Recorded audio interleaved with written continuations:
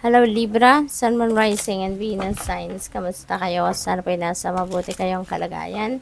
Welcome back po sa Star Tarot. Kung bago kayo dito, welcome din kayo. Thank you for your support. I truly appreciate it. God bless you all, Libra. Po na mensahe po ninyo, number 55, bold step forward. Libra, napakaganda nito kasi parang this is a time for growth. This is your time to evolve. This is your time to thrive, no? At you are going to take that bold step forward sa ngayon. Parang ang lakas ng loob ninyo sa ngayon na gawin ito habang nandito yung oportunidad, no? You are going to take action towards this. Siguro yung parang once in a lifetime na opportunity itong dumating sa inyo. Kaya parang maglalakas ng loob na kayo na lumabas kayo sa comfort zone ninyo at subukan ang bagong sitwasyon na to, ang bagong oportunidad na ito, no? So this is really very beautiful siguro na opportunity. Confidence in your magic. Ayan. So, malakas na din talaga yung tiwala ninyo sa inyong sarili. You have that confidence in you. You have that confidence in your capabilities, in your talents, skills, and gifts. Kaya, handang-handa na rin kayo and excited na kayong pasukin ang sitwasyon na to. Simulan, i-embrace kung ano man ang opportunity na to kasi you believe in yourself na. So, which is really good. No? What else? We have Me Talks, repairing the body, mind, and spirit. Ayan. So, tama to na before you embark on this new beginning, kung ano man itong trabaho, or negosyo, or kahit anumang venture ito na sisimulan ninyo sa ngayon, mas magandang handa kayo physically, mentally, and emotionally, and spiritually. No? Para equipped kayo. No? Ready kayo for anything. Diba? Ready kayo physically, mentally, and emotionally. Kaya dapat nabigyan ninyo ng panahon muna ngayon ng pag-replenish, pag-rejuvenate, pag-recuperate, and dapat bago kayo pumasok sa sitwasyon na to, sa bagong venture na to, you are, tawag dito, you are equipped talaga, no? So, what else?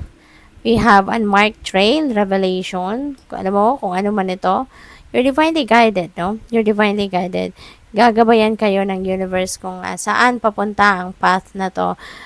That path will be revealed to you, no? Kaya importante na lagi kayo nakikinig sa inyong mga intuition, sa inyong intuitive nudges, yung mga ganon. So, mga signs, symbols, and synchronicity siguro na pinapadala sa inyo ng Divine Universe. Make sure that you are paying attention to it. Make sure na nakikinig kayo sa guidance para sa'yo. Kasi tutulungan kayo, papakita sa'yo ang tamang daan para hindi kayo magkamali. No? What else? At ginagabayan kayo kung paano ninyo ito ina-navigate. We have centered. Ayan. So, nanggagaling kayo sa nanggagaling kayo sa isang sitwasyon na mahirap. There was a difficult situation dito. No, there was a storm sa buhay ninyo, may hurricane na pinagdaanan kayo, but you were able to succeed, no? Kaya siguro kayo mas confident na kayo sa sarili ninyo kasi meron kayong napagtagumpayan na mahirap na sitwasyon. So ngayon, handang-handa na kayo kahit ano man ang dumating sa buhay ninyo na problema or kahit anumang bagyo sa buhay ninyo ang dumating. Wala na kayong kaba kasi you're very confident about yourself. Napagdaanan mo nga yung isang malaking bagyo sa buhay ninyo, 'di ba? Ano pa ba ang mga dadating na hindi ninyo kakayanin, 'di ba? Kaya kayo pinatatag kayo, pinagtibay kayo ng sitwasyon na to. Kaya ngayon, easy peasy na lang sa'yo, no? You are going to navigate your life easily na, no? Wala na kayong kaba sa kahit ano pa man na maaring dumating sa buhay ninyo. Healing. Ayan, you need healing, no? Repairing the body, mind, and spirit. You need renewal, you need healing. Kaya tama yan, mag-spend time kayo para mag-heal ng inyong katawan, ng inyong isipan, damdamin, yung pagod, no, sa katawan ninyo. Tanggalin ninyo yan para kayo ay maging handa sa mga susunod pang mga kabanata sa buhay ninyo. Intensity. You're going to be very excited about something. Maaring ito yung opportunity na yan. Talagang intense. Dito yung nararamdaman ninyong fire, determination, yung energy ninyo, parang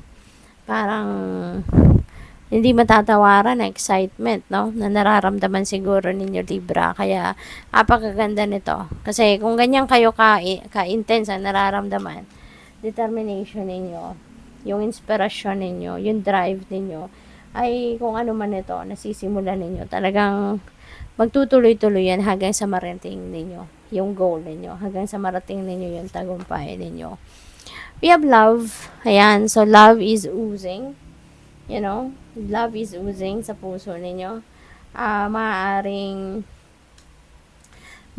meron ditong pagmamahal talaga, pag-ibig. Maaaring there is new love na magsisimula rito, or baka yung dati na ninyong relationship, talagang maaaring you will be oozing with love, both of you. Kaya mas lalo pang magiging closer, mas magiging pang stronger pa ang relationship ninyo. So, that is possible. So, tingnan natin kung ano pa ang ganap dito for Libra.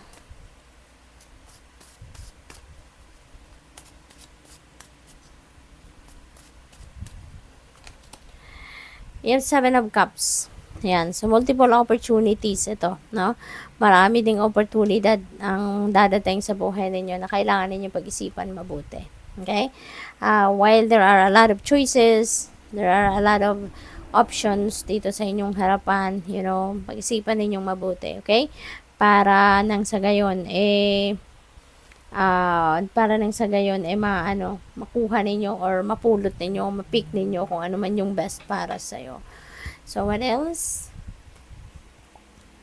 We have Queen of Pentacles. Wow, napakaswerte ninyo pagdating sa pera.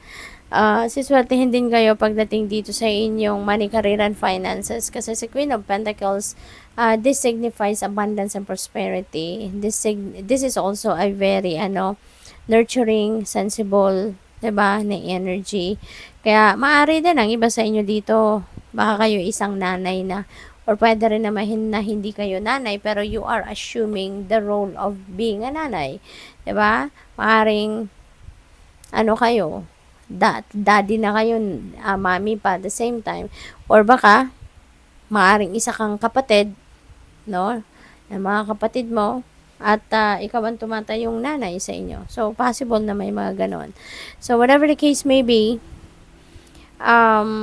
you are providing the love, you are providing kung ano man ang mga kailangan, no? Pag-aalaga ng mga kapamilya mo. Pero at the same time, you're also providing your finances.